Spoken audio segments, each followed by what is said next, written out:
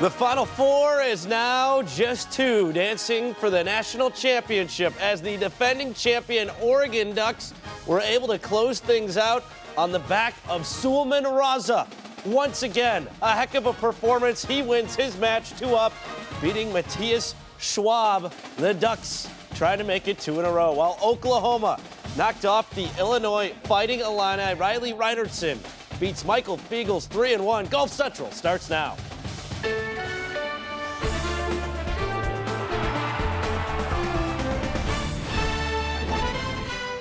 Golf Central, brought to you by Titleist. So the stage is set, and we have a table for two at Rich Harvest Farms on Wednesday with the men's NCAA team title on the line. The Oklahoma Sooners trying to dethrone the defending champion Oregon Ducks. Before we dive further into this championship showdown, let's go to our Golf Channel headquarters for more on the ongoing situation with Tiger Woods. Here's Rich Lerner. George, thanks. A lot of information pouring in over the course of the last 2 days. We'll get you up to speed with everything right up to the minute. Here's what we know. Tiger Woods was found asleep at the wheel of his 2015 Mercedes at 3 a.m. on Monday morning in Jupiter, Florida. He was booked at 7:18 a.m. for 2 citations for driving under the influence and improper parking. He was eventually released on his own recognizance at 10:50 a.m.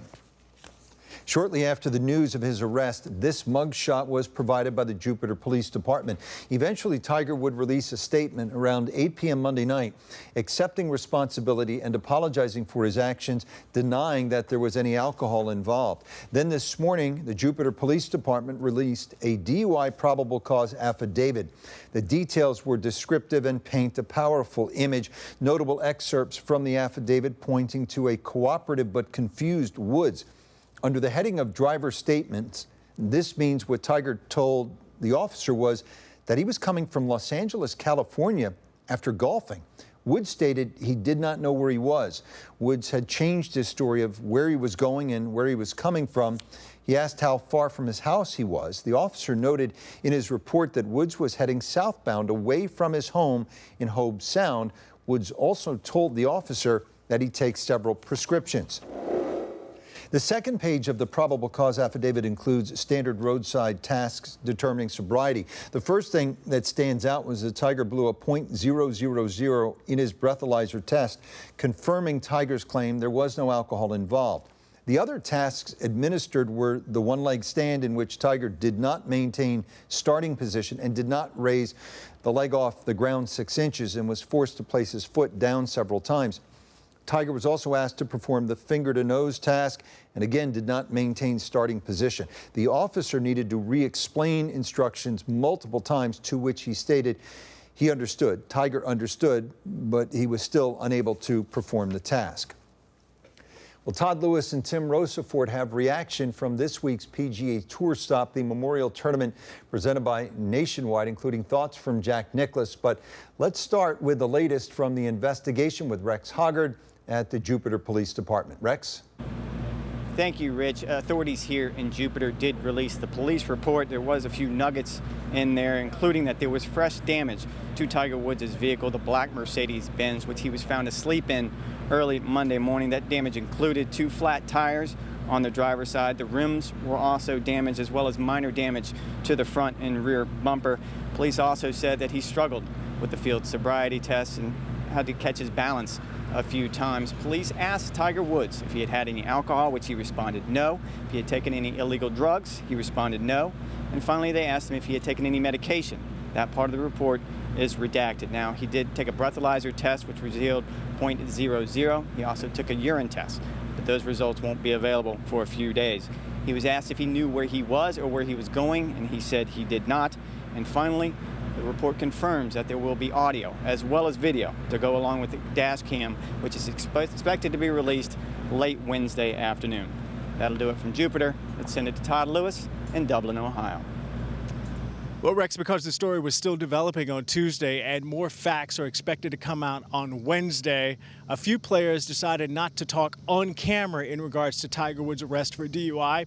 One of those players Jason Day, Tiger's friend, who said that he was a little shocked by the situation, but was also glad that no one was injured. Patrick Reed said that Tiger made a big mistake, but he's expecting Tiger to bounce back. Now, a few prominent names did give their opinion in regards to Tiger Woods. Those people, Jack Nicklaus, world #1 Dustin Johnson, and Ryder Cup captain Jim Furyk. Just concerned, I before seeing a picture of Tiger, I had friends call, I had my phone text, friends at the golf club. I was playing at home at my club. Word kind of got out. I saw a little message on my phone off an app, news app, saying that he was arrested on suspicion of DUI. So I think immediate reaction is just concern and also wanting to get kind of the facts of the story, exactly what happened, and but spending a lot of time around Tiger throughout my career and also just recently a lot of time at the Ryder Cup. Really just more than anything else just concerned, to make hopefully he's okay and kind of wanting to find out more about the story and hope all is well. We feel for him and his family and it's a tough situation to deal with, but thoughts and prayers are with him and his family, and hopefully everything's gonna be fine.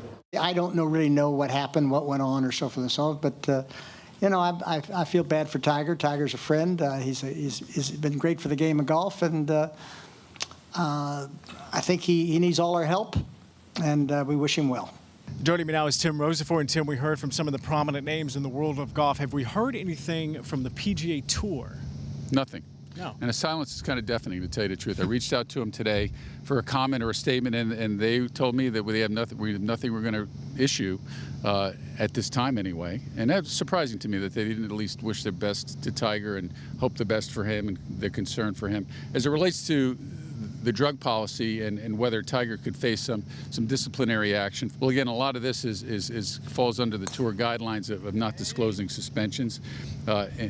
As we know, covering this circuit all the time, that all falls under the private health matters issue that they have, or clause in their anti-doping policy. Shall see what the PGA Tour does, or if it does anything at all. One other bit of news today in regards to the tournament host, Jack Nicklaus. Now, you know this, we've heard Jack say this many times, that he thinks that Tiger Woods would eventually break his major championship record of 18. Well, today, for the first time, we heard him say that he doesn't think Tiger will break this record. Why? Not because of the DUI charges, but because of post-surgery golf in regards to Tiger Woods and his back, and the fact that he is now in his early 40s.